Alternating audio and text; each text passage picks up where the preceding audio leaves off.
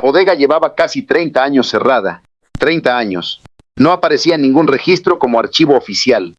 No funcionaba como almacén de ninguna dependencia. No tenía letrero, no tenía razón social visible, no tenía actividad declarada. Pero alguien seguía pagando.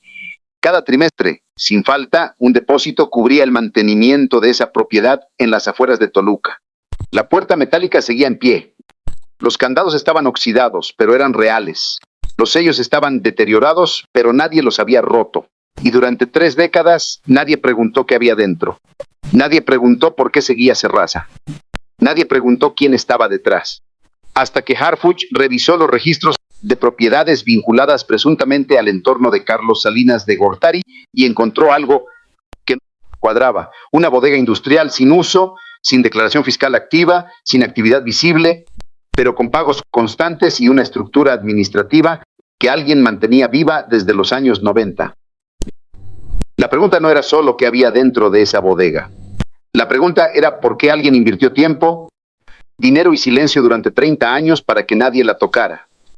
Para entender por qué esta bodega importa, hay que regresar un momento al sexenio de Salinas. En aquella época, el entorno del expresidente acumuló presuntamente un volumen enorme de propiedades, terrenos, sociedades y operaciones inmobiliarias en varios estados del país. Hablamos de una red que, según investigaciones periodísticas y judiciales de aquellos años, habría abarcado desde ranchos ganaderos hasta desarrollos urbanos, pasando por terrenos ejidales adquiridos bajo esquemas que nunca quedaron del todo claros. Gran parte de eso se investigó, se denunció, se exhibió en medios y se archivó. Algunos expedientes se abrieron, otros se cerraron sin consecuencias, y muchos quedaron en ese limbo donde la justicia mexicana guarda lo que no quiere resolver. Pero no todo quedó dentro de los expedientes. Según fuentes cercanas a la investigación actual, había propiedades que nunca se registraron bajo nombres conocidos. No aparecían vinculadas directamente a la familia ni a los operadores más visibles.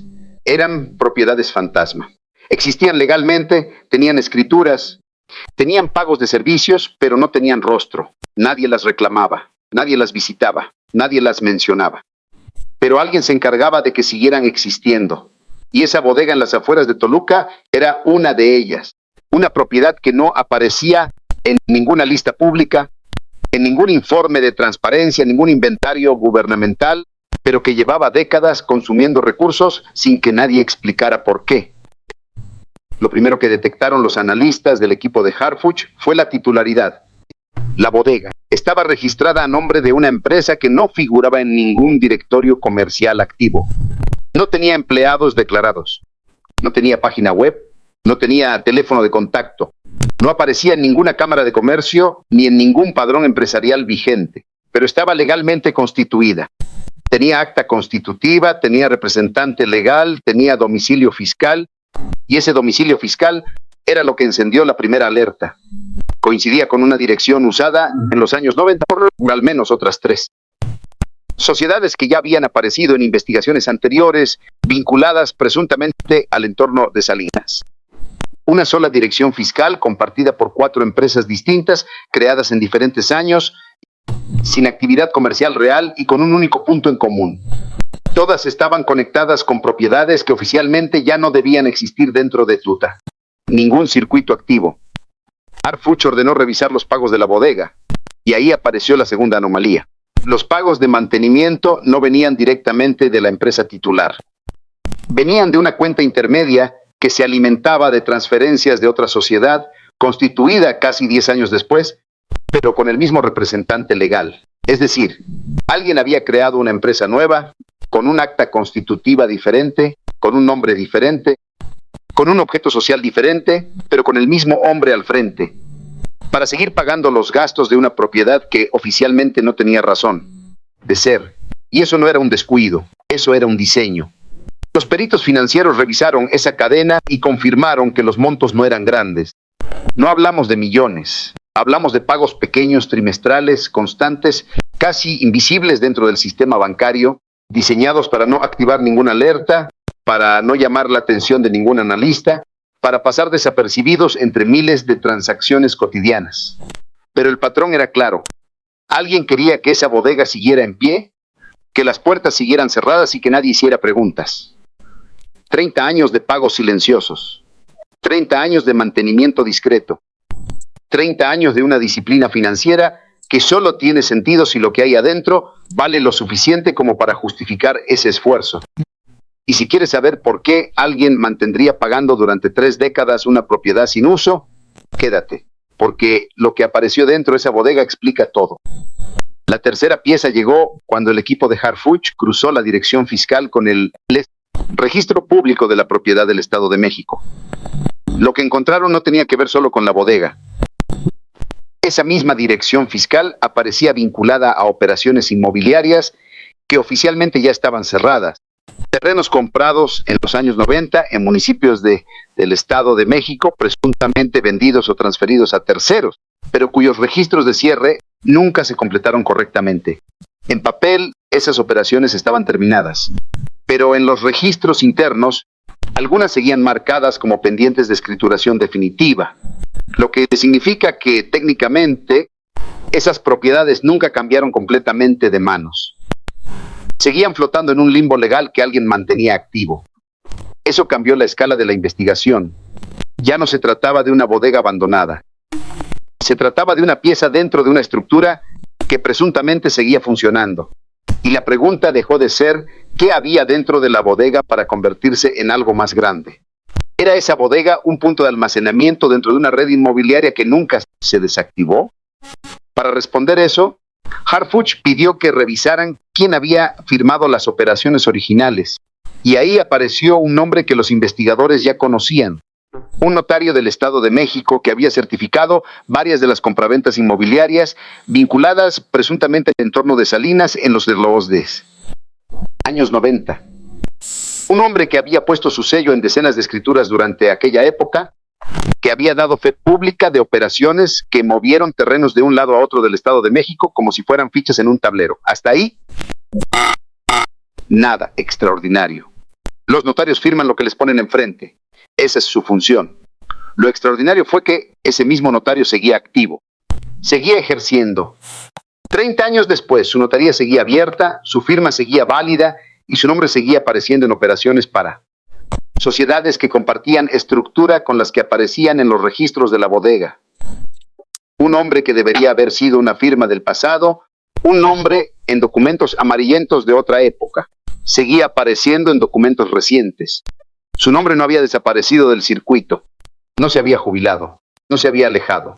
Seguía ahí firmando, certificando, dando fe de operaciones que conectaban con las mismas estructuras legales que habían nacido en los 90.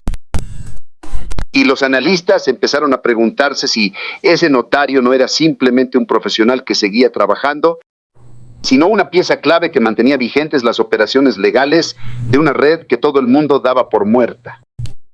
La investigación se concentró entonces en reconstruir la cadena completa. Por un lado estaba la bodega, sin uso declarado pero con pagos activos durante 3 décadas. Por otro lado estaban las sociedades fantasma que compartían domicilio fiscal y representante legal. Por otro, las operaciones inmobiliarias que oficialmente estaban cerradas, pero cuyos registros internos mostraban que nunca se completaron del todo. Y por otro, un notario que llevaba décadas firmando para las mismas estructuras sin que nadie cuestionara por qué. Cada pieza sola no probaba nada. Una empresa inactiva puede ser un error administrativo. Un pago de mantenimiento puede ser una inercia burocrática. Un notario recurrente puede ser simple costumbre profesional. Pero juntas, todas esas piezas formaban un mapa que apuntaba a una sola dirección.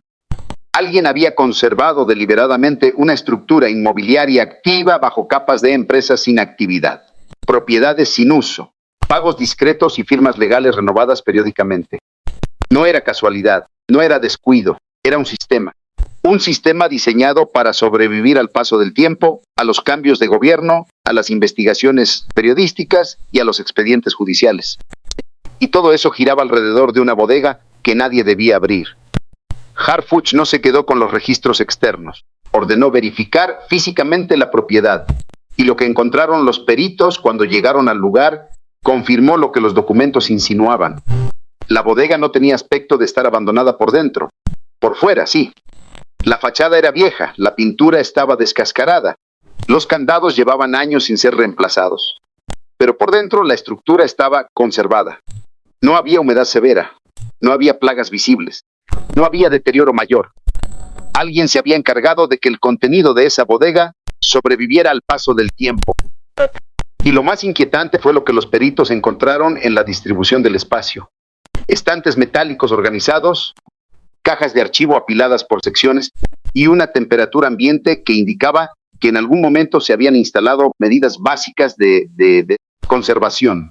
Eso no era una bodega olvidada, eso era un archivo privado, un archivo que alguien quiso mantener fuera de cualquier expediente oficial. Suscríbete, porque lo que apareció dentro de esas cajas no solo conecta con los años 90, conecta con operaciones que presuntamente seguían activas hasta hace muy poco. Y eso es lo que cambia todo. Pero antes de llegar al contenido, hay un detalle que los peritos registraron y que le da todavía más peso a lo que estaba por descubrirse. En la entrada de la bodega, junto a la puerta metálica, había un panel eléctrico que no correspondía a la instalación original. Era más reciente. Tenía cableado nuevo, conectado a un sistema de iluminación interior que no era de los años 90. Alguien había hecho una actualización eléctrica sin tocar la fachada. Alguien había entrado, había trabajado dentro y había salido sin dejar rastro visible desde afuera. Eso significaba que la bodega no solo recibía pagos de mantenimiento, alguien la visitaba, alguien accedía al contenido y alguien se aseguraba de que ese contenido siguiera disponible. Los peritos también encontraron un detalle menor pero revelador. En el candado exterior, el más visible, el que parecía llevar décadas sin tocarse, había marcas de uso reciente en el mecanismo interior. El candado no estaba oxidado por dentro, solo por fuera, lo que sugiere que se abría con cierta regularidad, pero se mantenía con apariencia de abandono. Era una fachada diseñada para que nadie se acercara, para que cualquier inspector, cualquier vecino, cualquier autoridad local que pasara por ahí pensara que era una propiedad vieja, abandonada, sin valor. Pero por dentro, la historia era completamente distinta. Y ahí fue donde Harfuch presuntamente tomó la decisión de concentrar la investigación no solo en qué había dentro, sino en quién había entrado. Los registros externos no mostraban visitas, no había bitácora, no había cámaras, no había vigilancia formal. Pero los recibos de luz del panel eléctrico nuevo mostraban consumo intermitente. Alguien encendía las luces, trabajaba un tiempo y las apagaba. Y ese consumo coincidía con fechas cercanas a movimientos administrativos detectados en las sociedades fantasma que compartían domicilio fiscal con la empresa titular de la bodega. Es decir, cada vez que una de esas sociedades hacía un trámite, poco después alguien visitaba la bodega. La conexión no era casual, era operativa. Y aquí es donde la investigación dio el giro que lo cambió todo. Cuando los peritos empezaron a rastrear quién podía estar detrás de esas visitas, cruzaron los datos de las sociedades con registros notariales recientes y apareció algo que nadie esperaba. Varias de esas sociedades habían participado en los últimos años en operaciones de compra de terrenos en una zona específica. No era cualquier zona, no era un terreno ejidal olvidado en algún municipio rural, no era un lote baldío en una colonia popular, era Huixquilucan, Estado de México, una de las zonas de mayor plusvalía de todo el país. Terrenos de alto valor, fraccionamientos exclusivos, desarrollos inmobiliarios de primer nivel, donde el metro cuadrado se cotiza en cifras que la mayoría de los mexicanos no van a ganar en un año. Y las sociedades que aparecían comprando esos terrenos compartían estructura legal, domicilio fiscal y firma notarial con las mismas empresas que estaban conectadas a la bodega sellada de Toluca.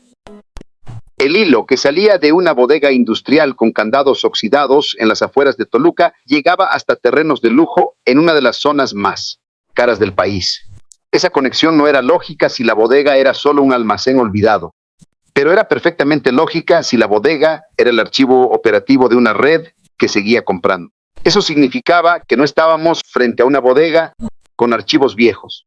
Estábamos frente a la posibilidad de que una red inmobiliaria vinculada presuntamente al entorno de Salinas no solo hubiera sobrevivido a los expedientes de los años 90, sino que siguiera comprando propiedades décadas después.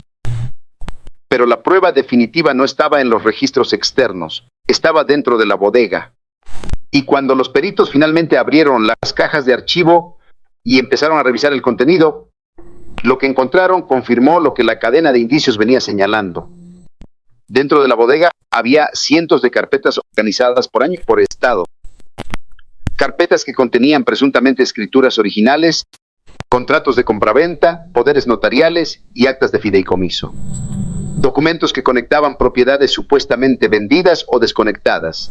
Desde los años 90 con una estructura fiduciaria que, según los indicios encontrados, seguía activa. No era un archivo muerto, era un archivo operativo.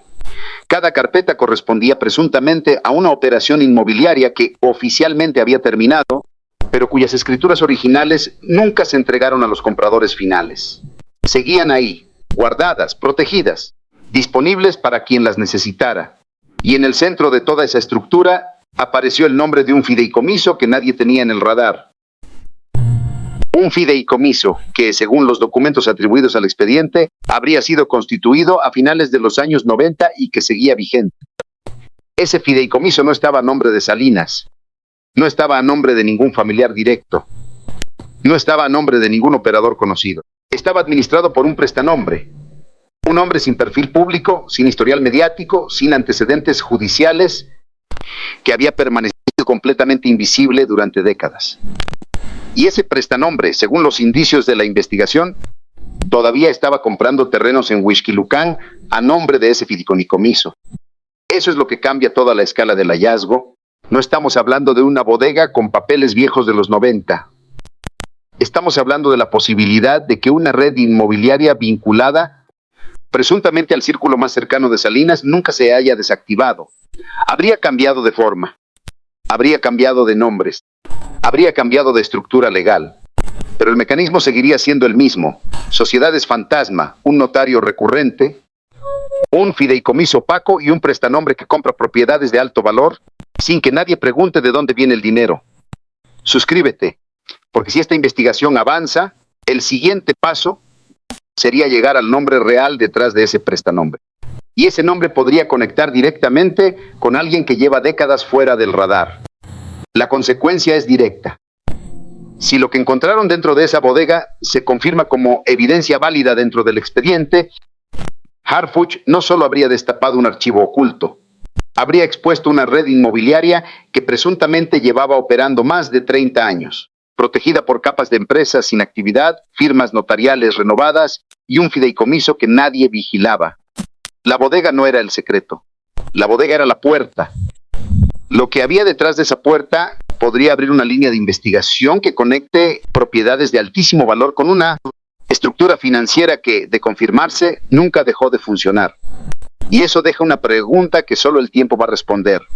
Si alguien mantuvo ese fideicomiso vivo durante 30 años, ¿quién daba la orden? ¿Quién decidía qué terrenos comprar, a nombre de quién y con qué dinero? Porque el prestanombre es solo la fachada. Detrás de él hay alguien más. Y Harfuch ahora tiene la ruta para buscarlo.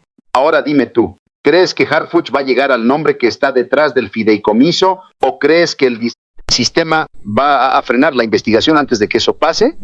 Déjalo en los comentarios.